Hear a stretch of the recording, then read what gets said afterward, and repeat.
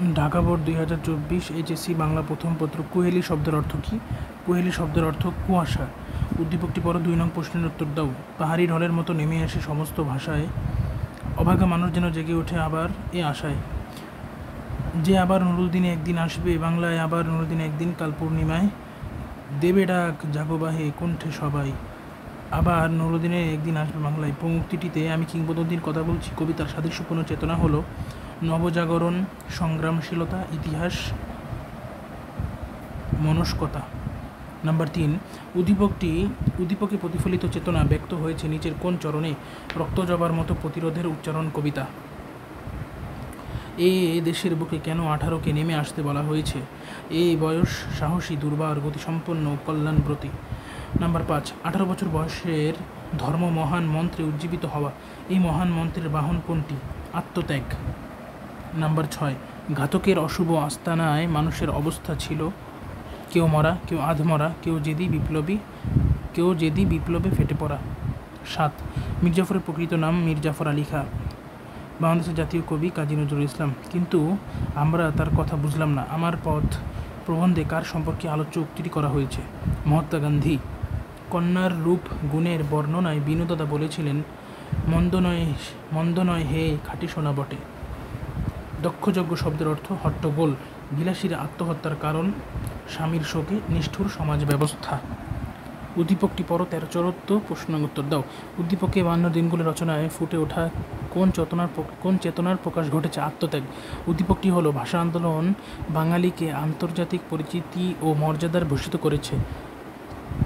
বাঙালির উক্ত পদক্ষেপের জন্য প্রেরণা জুগিয়েছিল জাতীয়তাবাদের চেতনা, পাকিস্তানিদের প্রতি ঘৃণা। কি বিক্রি করে মাসি পিসি যোগুকে ভালো মন্দ 10টা জিনিস খাইয়েছে? ছাগল। রবীন্দ্রনাথ ঠাকুর 1913 সালে সাহিত্যে নোবেল পুরস্কার পান। কমলবন শব্দটিকে কবি ফেব্রুয়ারি 1969 কবিতায় কী হিসেবে ব্যবহার করেছে? প্রতীকী অর্থে। খাজাঞ্চি সব বলতে কোন ব্যক্তিকে বোঝায়? কোষাধ্যক্ষকে বোঝায়। ব্রিটিশ সিংহ ভয়ে লেজ গুটিয়ে নিলেন, এই বড় লজ্জার কথা। উমিচাঁদের এই সংলাপের মধ্য দিয়ে আমরা অনুধাবন করতে পারি ইংরেজরা ভীরু, ইংরেজরা কাপুরুষ। উদ্দীপকটি পড়ো, 20 ও 21 নং প্রশ্ন উত্তর দাও। প্রথম যখন হোসেন মিয়া কেতপুরে এসেছিল, পরনে একটা ছেঁড়া লুঙ্গি, মাথায় এক ঝাঁক রুক্ষ চুল, ঘষা দিলে গায়ে খড়িয়ে উঠত। এখন সে অনেক সম্পদ ও প্রতিপত্তির মালিক। উদ্দীপকে হোসেন মিয়া ও লালসার উপন্যাসের মজিদ, উভয়ের ক্ষেত্রে কোনটি প্রযোজ্য নয়? সরলতা। লালসার উপন্যাসে মজিদের মতো হোসেন মিয়াও ভাগ্যান্বেষী, সফল এবং সচ্ছল। নাম্বার 22, আক্কাস মহব্বতনগরে কি প্রতিষ্ঠা করতে চায়? স্কুল। উপরের হাত সবসময় নিচের হাত থেকে শ্রেষ্ঠ, কথাটি বলেছেন কে? ইসলামের নবী। উদ্দীপকটি পড়ো, 24 ও 25 নং প্রশ্নের উত্তর দাও। শহরের বুকে জলপাই রঙের ট্যাঙ্ক এলো দানবের মতো চিৎকার করতে করতে। উদ্দীপকের সঙ্গে রেইনকোট গল্পের সাদৃশ্যপূর্ণ বিষয়টি কি? গ্রেনেড ছোড়া মুক্তিযুদ্ধের সময়। উদ্দীপকের কোন বিষয়টি রেইনকোট গল্পের মিল পাওয়া যায়? ক্র্যাকডাউন, রাতে ট্যাঙ্কের হুঙ্কার। মানবিক বৃত্তি বলতে আমরা কি বুঝি? মানবিক বৃত্তি বলতে আমরা বুঝি মানবতা ও সেবা। নিচের উদ্দীপকটি পড়ো, 27 ও 28 নম্বর প্রশ্ন উত্তর দাও। গাহি সাম্যের গান, মানুষের চেয়ে বড় কিছু নাই, নয় কিছু মহিয়ান। উদ্দীপকের ভাব প্রতিদান কবিতার কোন ভাবটিকে ধারণ করে?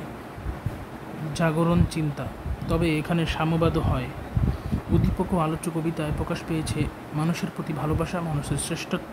শিখর হিমাদ্রির সবচেয়ে সহজ অর্থ কোনটি? হিমালয়ের শীর্ষচূড়া। নাম্বার 30, বিদ্রোহী কবিতাটি কবির কোন কাব্যগ্রন্থ থেকে নেওয়া হয়েছে? সেটা হচ্ছে কি? অগ্নিবীণা। ধন্যবাদ সকল।